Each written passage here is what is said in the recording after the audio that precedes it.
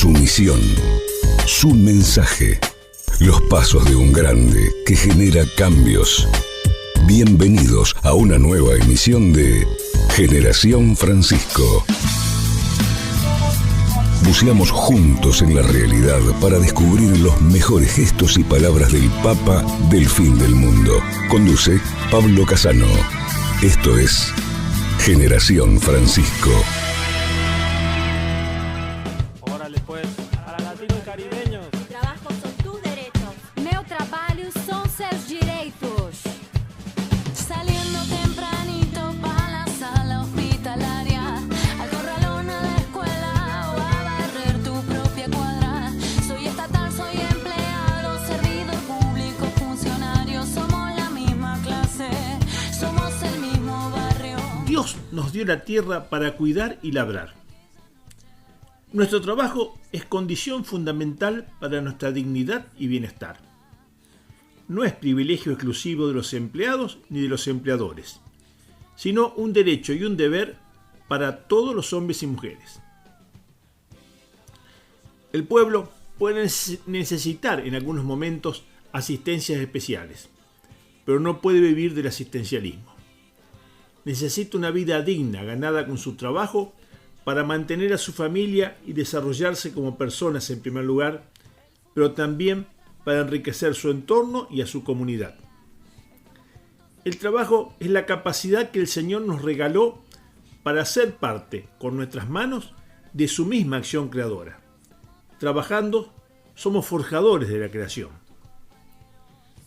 De ahí que como sociedad tenemos que asegurar que el trabajo sea no solo una manera de ganar dinero, sino de expresión, participación y construcción del bien común. Priorizar el acceso al trabajo debe convertirse en meta central de las políticas públicas de una nación. Alguna vez se afirmó que lo esencial de gobernar es crear trabajo. Muchos términos en el mundo de los negocios sugieren el objetivo fraternal de la actividad económica que hoy debemos restablecer. Por ejemplo, compañía proviene de compartir juntos el pan. Corporación significa la integración al cuerpo. Los negocios no son solamente una iniciativa privada, deben servir al bien común. Común significa juntos, y es un servicio dado como regalo o como sentido del deber. Nuestro trabajo engloba tanto la dimensión individual como la común. Es una fuente de crecimiento personal y también clave para restaurar la dignidad de nuestros pueblos. Con demasiada frecuencia lo entendemos totalmente al revés. A pesar del hecho de que crean valor, los trabajadores son tratados como un elemento descartable de la empresa, mientras que algunos accionistas, con su interés limitado a maximizar las ganancias, llevan la voz cantante. Nuestra definición del valor del trabajo también es demasiado restrictiva. Hay que superar esta idea de que el trabajo de los que cuidan a un familiar, o de una madre a tiempo completo, o de un voluntario en un proyecto social que asiste a cientos de niños, no es trabajo porque no recibe un salario. Reconocer como sociedad el valor del trabajo no remunerado es vital para repensar el mundo post-COVID. Por eso es hora de explorar conceptos nuevos, como el ingreso básico universal, IBU por sus siglas, es decir, un pago fijo incondicional a todos los ciudadanos que podría distribuirse a través del sistema impositivo. El IVO, el ingreso básico universal, puede redefinir las relaciones en el mercado laboral, garantizándoles a las personas la dignidad de rechazar condiciones de empleo que las encadenan a la pobreza. Le daría a la gente la seguridad básica que necesita, eliminando el estigma del asistencialismo. Y les facilitaría el cambio de un trabajo a otro, como lo exigen cada vez más los imperativos tecnológicos en el mundo laboral. Políticas como el ingreso universal básico también pueden ayudar a las personas a combinar tiempo dedicado a trabajo remunerado con tiempo para la comunidad. Con el mismo objetivo, probablemente sea también el momento de considerar una reducción en el horario de trabajo, con el ajuste salarial correspondiente, lo que paradójicamente puede aumentar la productividad. Está prácticamente demostrado. Trabajar menos para que más gente tenga acceso al mercado laboral es un aspecto que necesitamos explorar con urgencia. Al integrar a los pobres y el cuidado de nuestro medio ambiente como objetivos centrales de la sociedad, podemos generar trabajo y humanizar nuestro entorno. Al ofrecer un ingreso básico universal, liberamos a las personas y les garantizamos que puedan trabajar dignamente en función de su comunidad. Al adoptar métodos agroecológicos más intensivos para producir alimentos, regeneramos el mundo natural, creando trabajo y biodiversidad, y viviremos mejor. Todo esto significa tener metas de bien común para el desarrollo humano, en vez de los falsos supuestos de la famosa teoría del derrame, de la que una economía que en crecimiento nos hará rico a todos, un derrame que nunca se produce. Al enfocarnos en la tierra, el techo y el trabajo, recuperamos una relación sana con el mundo y crecemos al servicio de los otros. Y de este modo trascendemos la mezquina mentalidad individualista del paradigma liberal, sin caer en la trampa del populismo. La democracia se revitaliza gracias a las inquietudes y a la sabiduría del pueblo que la constituye. La política puede volver a ser una expresión de amor a través del servicio. Al poner la restauración de la dignidad de nuestros pueblos como objetivo central en el mundo post-COVID, del que saldremos mejores o peores, no iguales, hacemos que la dignidad de todos sea la clave de nuestro accionar. Garantizar un mundo donde la dignidad sea valorada y respetada por mediaciones muy concretas no es solo un sueño, sino un camino para un futuro mejor. Soñemos. Vamos a la pausa con Mi trabajo son tus derechos. Mi trabajo son tus derechos, mi trabajo son tus derechos, mi trabajo son tus derechos, mi trabajo son tus derechos, mi trabajo son tus derechos, mi trabajo son tus derechos, mi trabajo son tus derechos.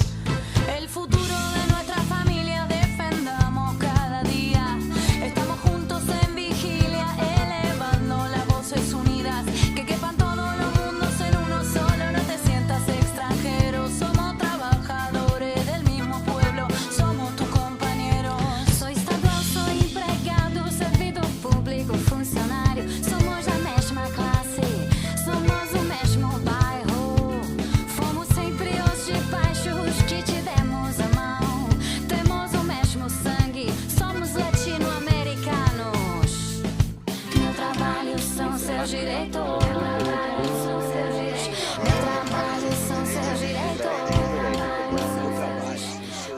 Hola, ¿cómo están? Un gusto volver a encontrarnos. Estamos en Generación Francisco, por Radio Corazón, en modo virtual. Y bueno, ya saben, nos gusta difundir los pensamientos, los ejemplos, los testimonios de Francisco. Todo esto adobado siempre con algo de doctrina social de la Iglesia. Por ejemplo, la reflexión que acabamos de hacer sobre el trabajo, la pueden ampliar en ese librito que ya les hemos recomendado tantas veces, Soñemos Juntos, de donde entresacamos las ideas principales. Bueno, y como estamos en Generación Francisco, vamos a continuar hablando sobre la Asamblea Eclesial de América Latina y el Caribe, que concluyó el fin de semana pasado.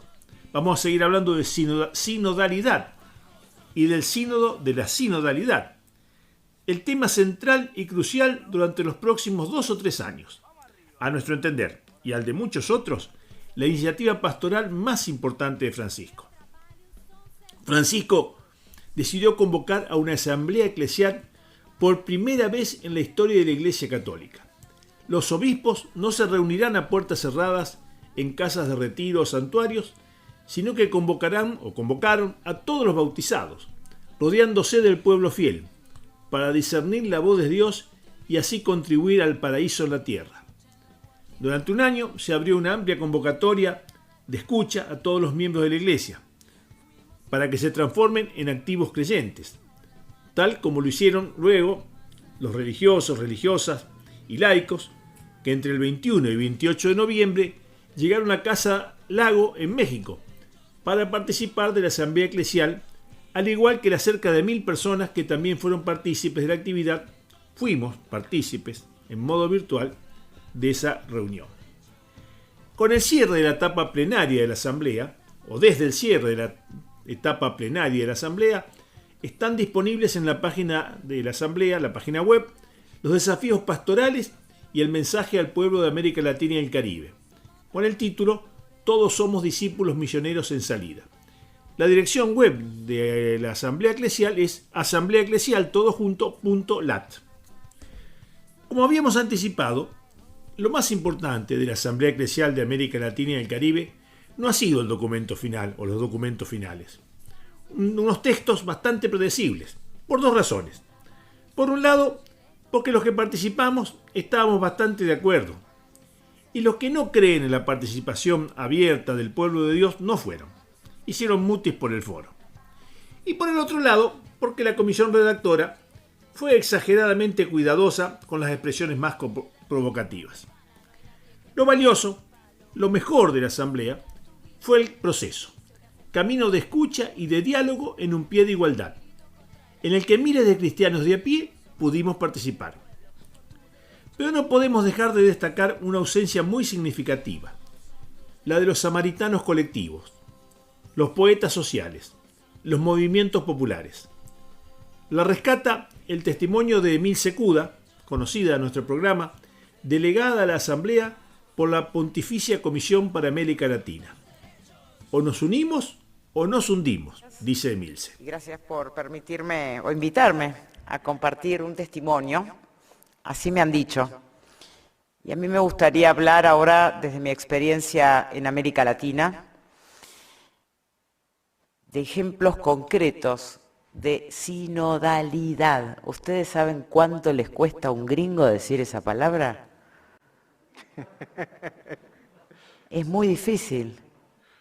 A nosotros también nos cuesta, ¿eh? Sinodalidad. Ya pronunciar la palabra es complicado.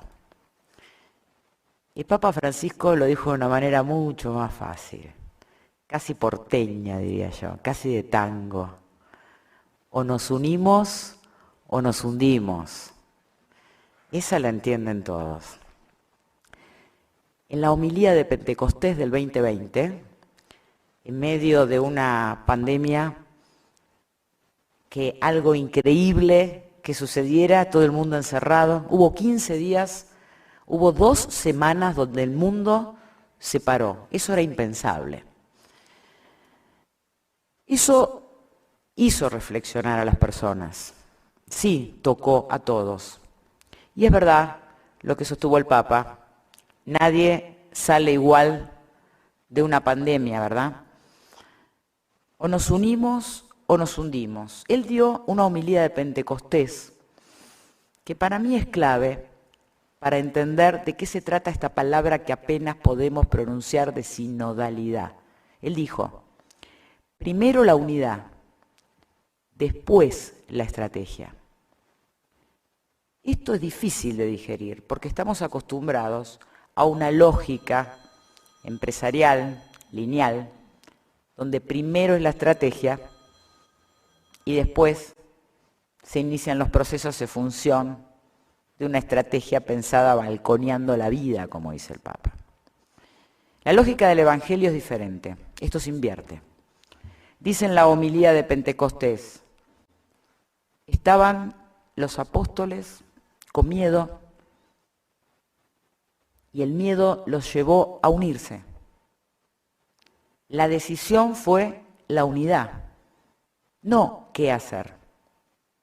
La decisión, la toma de posición, es el credo. Es una decisión, sin estrategia. Eso es la fe. Primero la unidad y juntos vamos construyendo una estrategia que al final da sentido a todo el proceso, no antes. La sinodalidad tiene que partir de la unidad. El plan es la unidad. La estrategia es la unidad. No hay un plan pastoral antes de la sinodalidad. La unidad es la estrategia. dice el Papa Francisco. Y esto, para que no sean meras palabras, a mi modo de ver, el ejemplo más concreto son esta cosa nueva que aparece en el siglo XX, en esta muestra de crisis del sistema, que es la crisis ecológica, que son los movimientos populares, que nadie entiende, que les tienen miedo, porque todo lo que es diferente asusta, y la primera reacción es querer eliminarlos. Pero ellos son un ejemplo de que o nos unimos o nos hundimos. Son la periferia, que nadie toma en cuenta, y se unieron sin estrategia. Y en ese caminar juntos pusieron en marcha algo que ellos mismos llaman una experiencia de salvación comunitaria. Así la llaman. Una unidad que no vino de una inteligencia, de una ideología, de un partido, sino de una constitución de la conciencia, que en Latinoamérica es a partir de la fe. Se unieron para salvarse. Y ellos entienden que ahí hay una mística. Y al mismo tiempo que trabajan, cuidan el planeta. Ellos tomaron en serio la crisis ecológica, porque son los primeros que se mueren. Acá está el presidente de la Conferencia Episcopal de Haití, y me contó con mucho dolor lo que ocurrió en su país por un huracán que un año después, de mucha mayor densidad, en Miami tiró 3 semáforos nada más. Pero destruyó un país que va a llevar más de 100 años reconstruir. La gente pobre sabe lo que es la crisis ecológica. Por eso trabajan reciclando el mundo. Su trabajo es cuidado. Pero nosotros no reconocemos esa actividad como trabajo y viven en la periferia. En Argentina, una comunidad que se llama Los Hogares de Cristo tiene un lema. El lema es la vida como viene. No preguntan nada, la vida como viene. Como viene, se toca el cuerpo, se lo toca, se toca contacto, se toma contacto y se camina junto. Y ahí aparecen las 3 virtudes teologales y con esto termino. Como dijo hoy el cardenal Marc Wallet, la fe salva. Y cuando esa fe se convierte en confe, en confianza, la comunidad salva. El amor comunitario es justicia. Y la esperanza como virtud teologal es el dínamo que mueve a una comunidad, como nos dice el Papa Francisco, a cumplir esos 4 sueños de la Amazonia. Esa es la experiencia, ese es el testimonio de los movimientos populares de América Latina. Gracias. A nosotros nos parece que para entender la sinodalidad deberíamos decir, aunque no sea la traducción literal de la palabra, sinodalidad es caminar todos juntos. Caminar todos juntos. Porque con exclusiones no puede haber sinodalidad. Si no participan los jóvenes, los pobres, los excluidos, los marginales, no habrá sinodalidad. Compartimos Generación Francisco, tras los pasos de un grande. Te quiero contar esta gran noticia de poder luchar contra la injusticia. Te quiero pedir que salgas corriendo para ayudar al que está sufriendo. Seguimos en nuestro programa radial de Generación Francisco, ahora dialogando con la licenciada Nadia Vilat de Generación Francisco. Buen mediodía, Nadia. Buen mediodía para todos, espero estén todos muy bien. ¿Cómo andas, Pablo? Bien, Nadia, contentos de tenerte con nosotros. Bueno, me alegro mucho. Hoy me gustaría compartir con ustedes una reflexión acerca de un tema que puede parecer común, pero no lo es tanto. Es el tema del diálogo. Es un tema que a mi modo de ver solemos subestimar o dar por sentado, pero que en realidad representa uno de los grandes desafíos de la realidad actual. La definición del diccionario dice que se trata de una conversación entre 2 o más personas que exponen sus ideas y comentarios de forma alternativa. Corta e incompleta, esta definición deja fuera uno de los elementos más importantes del diálogo, el otro. La posibilidad de encontrarse con otro, conocerse, reconocerse, escucharse y tratar de comprenderse. Y digo que solemos subestimarlo porque muchas veces damos por sentado que el diálogo forma parte de nuestra vida cotidiana, creyendo que ponemos en él todo lo que hay que poner. Sin miedo a equivocarnos, podríamos decir que el diálogo se encuentra en la base de todas nuestras relaciones sociales. Es parte de nuestra cultura y simplemente permite el desarrollo de nuestra vida y el crecimiento de nuestra comunidad. Sería imposible imaginar un mundo sin diálogo. Sin embargo, y como dice Francisco, el diálogo persistente y corajudo no es noticia, como los desencuentros y los conflictos, pero ayuda discretamente al mundo a vivir mejor, mucho más de lo que podemos darnos cuenta. El Papa dedica un capítulo entero de Fratelli Tutti al diálogo. Se suele confundir el diálogo con algo muy diferente, un febril intercambio de opiniones en las redes sociales, dice Francisco. Son solo monólogos que proceden paralelos, quizás imponiéndose a la atención de los demás por sus tonos altos o agresivos. Pero los monólogos no comprometen a nadie, dice el Papa. Podemos usar las redes sociales, como dice Francisco, para difundir hechos que otros nos cuentan, fundamentalmente los grandes medios de comunicación. Podemos usarlas para reclamar cosas a otras personas, al gobierno, a una organización. Pero en general esa expresión suele cerrar la posibilidad de diálogo, porque simplemente expresamos lo que pensamos o sentimos, tiramos a otros las responsabilidades y ahí nos quedamos, inmutables. Prima la costumbre de descalificar rápidamente al adversario aplicándole epítetos humillantes en lugar de enfrentar un diálogo abierto y respetuoso donde se busque alcanzar una síntesis superadora, dice el Papa. Y habiendo pasado hace pocos días un proceso de elecciones en nuestro país, cabe también el análisis respecto a qué pasa con nosotros en ese contexto y el diálogo. Francisco en Fratelli Tutti menciona que lo peor es que este lenguaje habitual en el contexto mediático de una campaña política se ha generalizado de tal manera que todos lo utilizan cotidianamente. El debate frecuentemente es manoseado por determinados intereses que tienen mayor poder, procurando deshonestamente inclinar la opinión pública a su favor. La falta de diálogo implica que ninguno en los distintos sectores está preocupado por el bien común, sino por la adquisición de los beneficios que otorga el poder, o en el mejor de los casos, por imponer su forma de pensar. Así, las conversaciones se convertirán en meras negociaciones para que cada uno pueda rasguñar todo el poder y los mayores beneficios posibles, no en una búsqueda conjunta que genere el bien común. Los héroes del futuro serán los que sepan romper esa lógica enfermiza y decidan sostener con respeto una palabra cargada de verdad, más allá de las conveniencias personales. Dios quiera que esos héroes se estén gestando silenciosamente en el corazón de nuestra sociedad. Francisco nos habla sobre el auténtico diálogo social.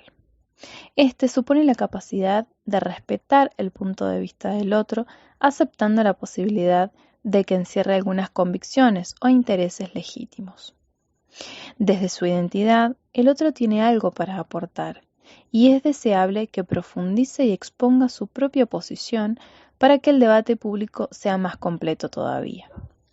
Es cierto que cuando una persona o grupo es coherente con lo que piensa, adhiere firmemente a esos valores y convicciones y desarrolla un pensamiento, eso de un modo o de otro beneficiará a la sociedad.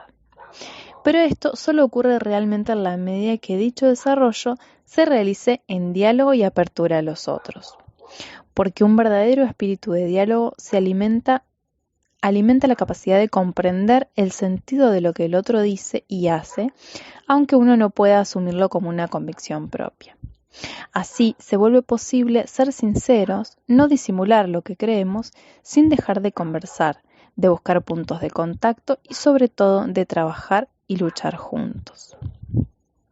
La discusión pública, si verdaderamente da espacio a todos y no manipula ni esconde información, es un permanente estímulo que permite alcanzar más adecuadamente la verdad o al menos expresarla mejor. Impide que los diversos sectores se instalen cómodos y autosuficientes en su modo de ver las cosas y en sus intereses limitados. Pensemos que las diferencias son creativas, crean tensión y en la resolución de una tensión está el progreso de la humanidad.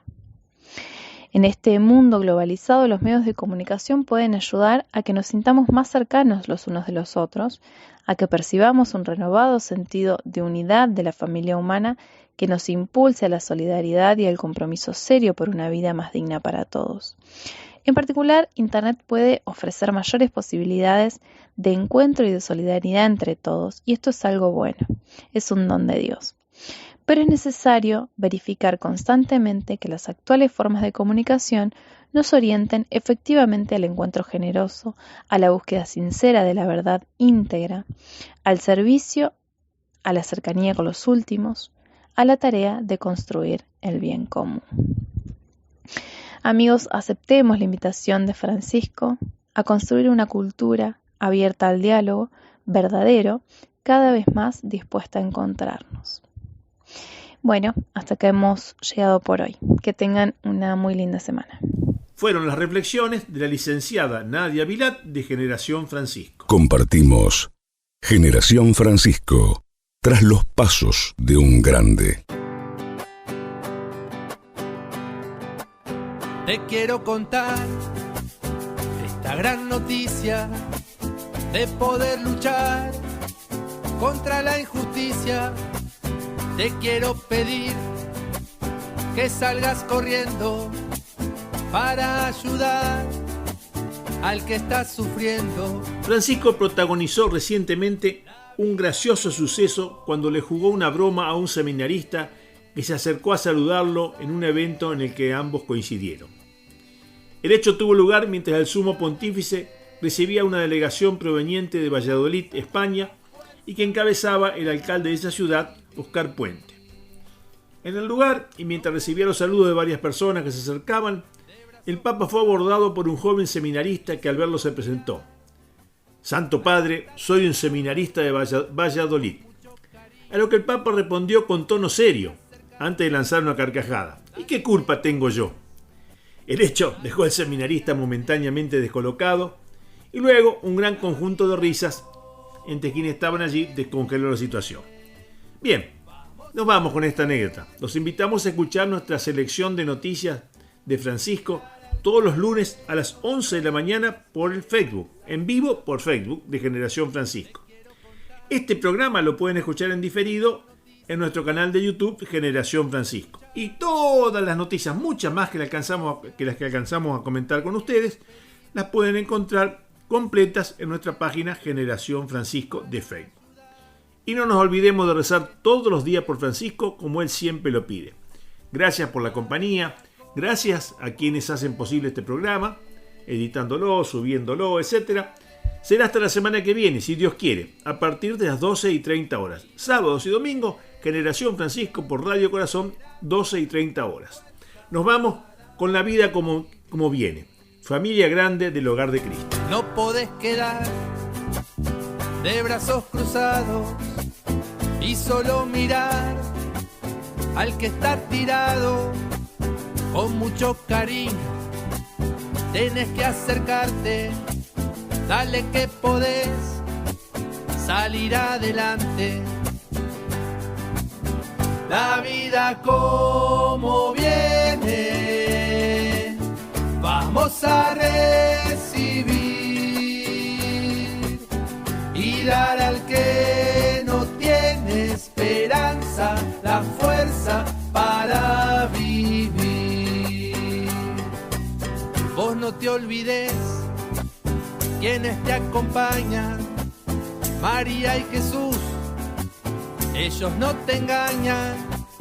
Hagamos lugar en la gran familia, que la vida viene y hay que recibirla. La vida como viene, vamos a recibir y dar al que no tiene esperanza la fuerza para vivir.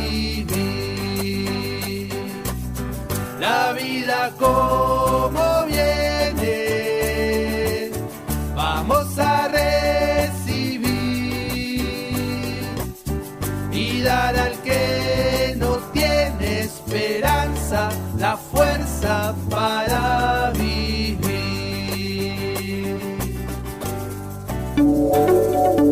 Así compartimos una vez más Generación Francisco. Con Pablo Casano y la esencia del Papa del fin del mundo. Nos reencontramos en nuestra próxima emisión. Hasta pronto.